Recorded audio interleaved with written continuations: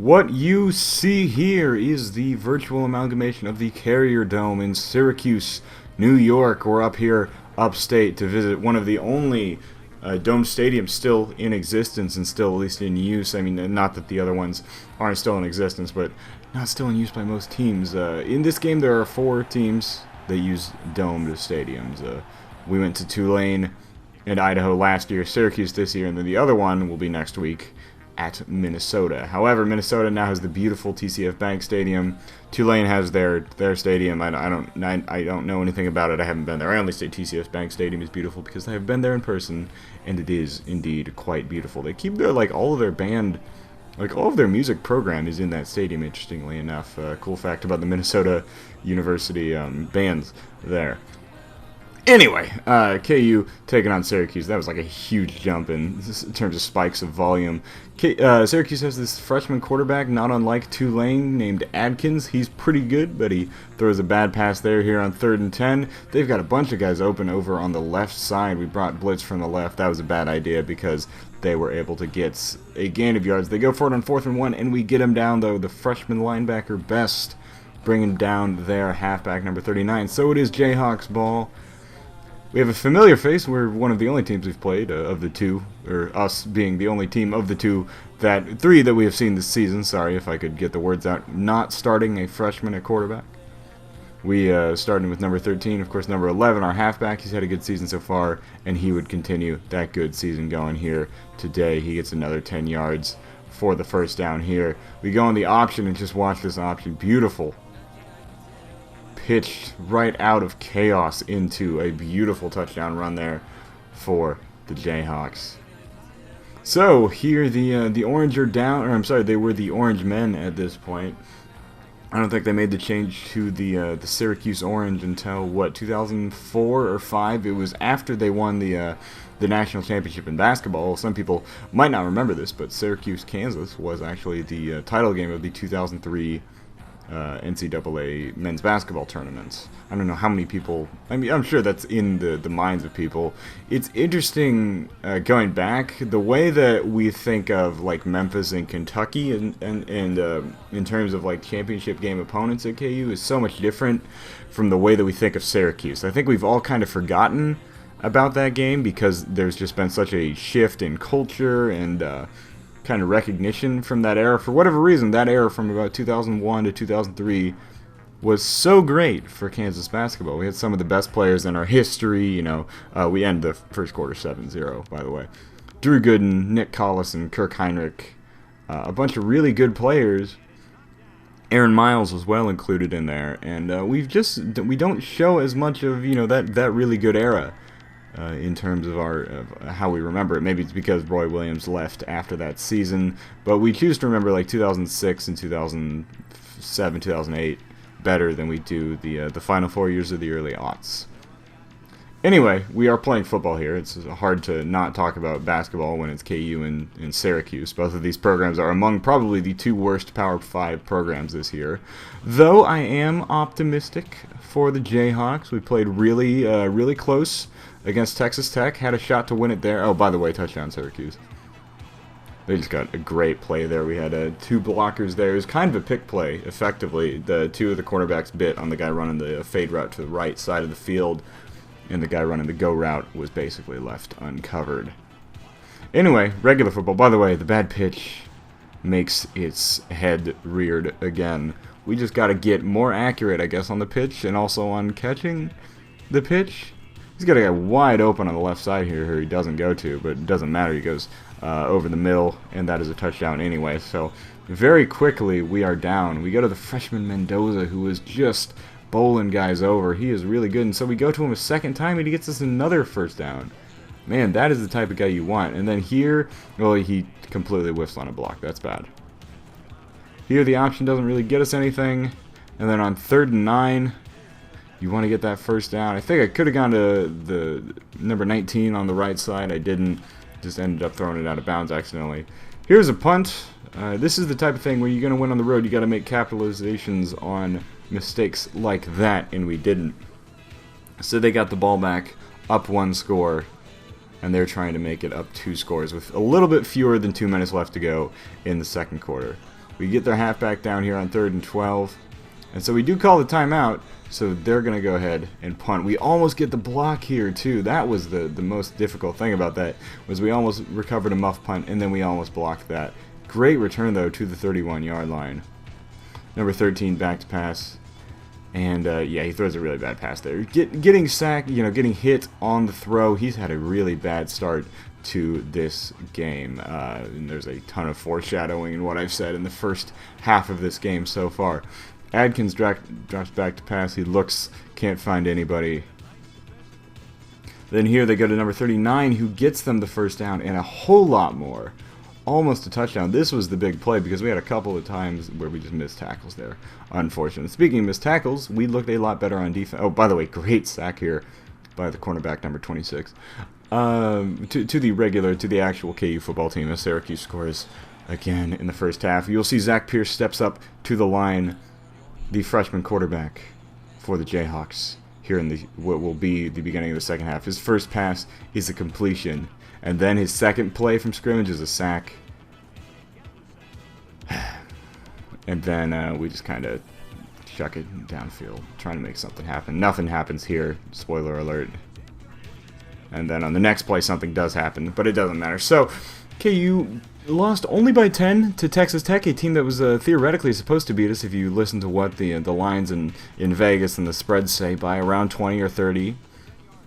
It's always good to play well against a team that's feasibly better than you, and I think we really did. So there's something obviously to be optimistic about. Our freshman quarterback Willis had a really great game. He had like 35 completions, 50 attempts. A lot of those were dropped passes by his receivers.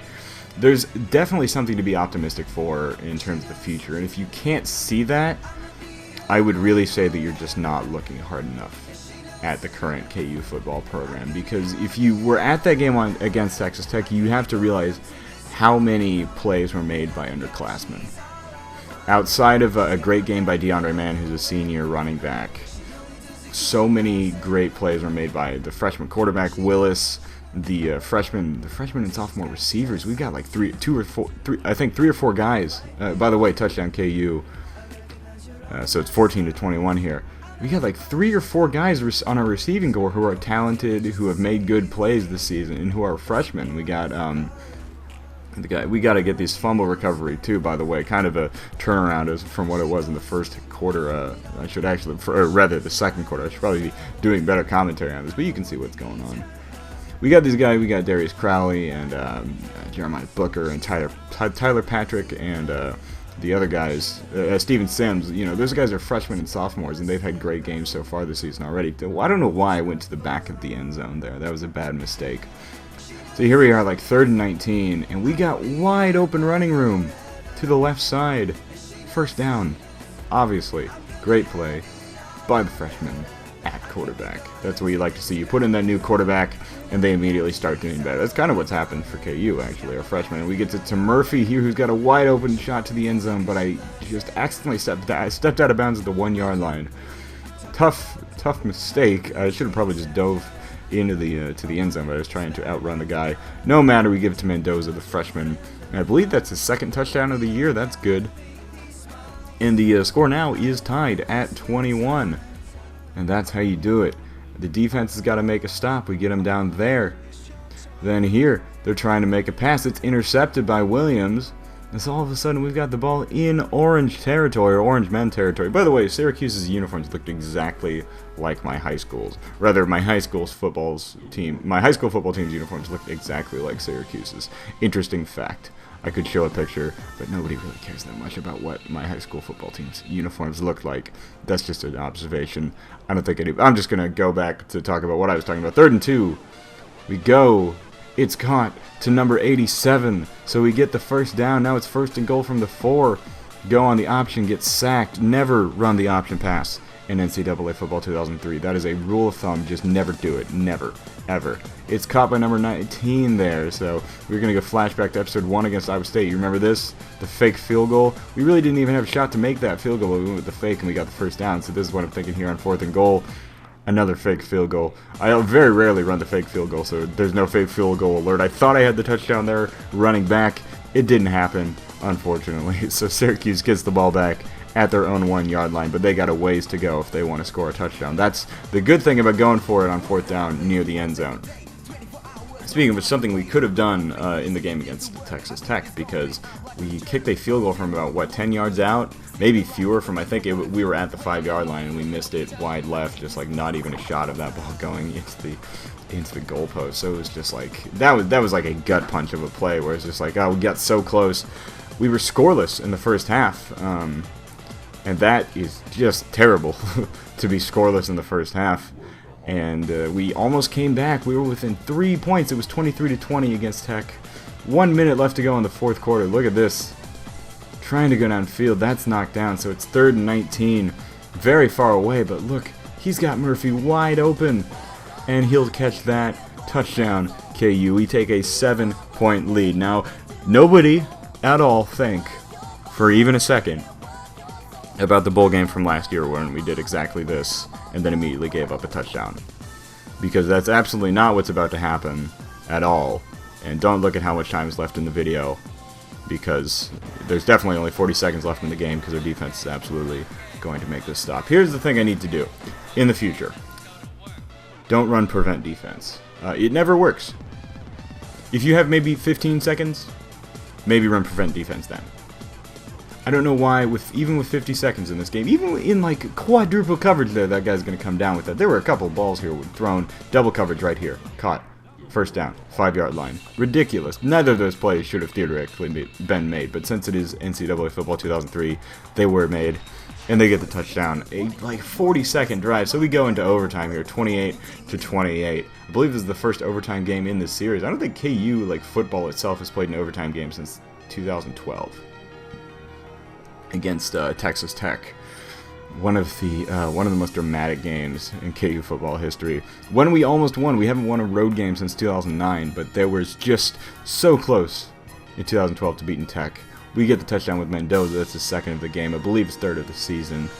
So he's going to celebrate out of the back of the end zone. We're up by 7 to start the series off. That's one of the good things about starting out on offense, is even though, like, theoretically you want to start on defense, it's good on offense when you can say, like, okay, we're just going to score a touchdown and that's that.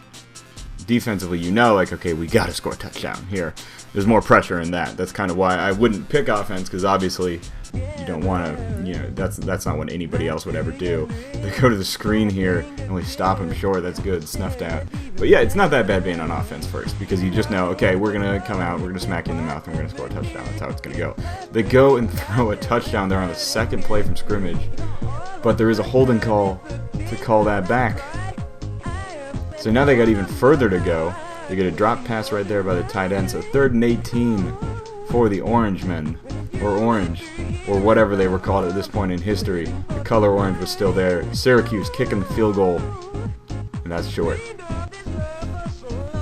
The Orangemen cometh, and the Orangemen misseth a field goal, and it's KU ball. We give it to Mendoza there up the middle, and he gets us just the right amount of yards that we need.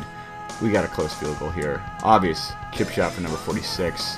That's right through the uprights. We could have used that last week in the game against Tech. We missed three field goals and 1 extra point. A 10-point difference in a game that we lost by 10. However, we win this virtual game, and in my mind, that's about exactly as important. It's really not. But anyway, we got Oklahoma State this week. I will be there at that game, actually. Cool fact. I will see you guys next week against Minnesota in the Hubert H. Humphrey Metrodome in Minneapolis. Thank you guys for watching. Also, check out my KU Football Podcast, 4th and Inches. I'll have the link in the description. Thanks for watching. See y'all later.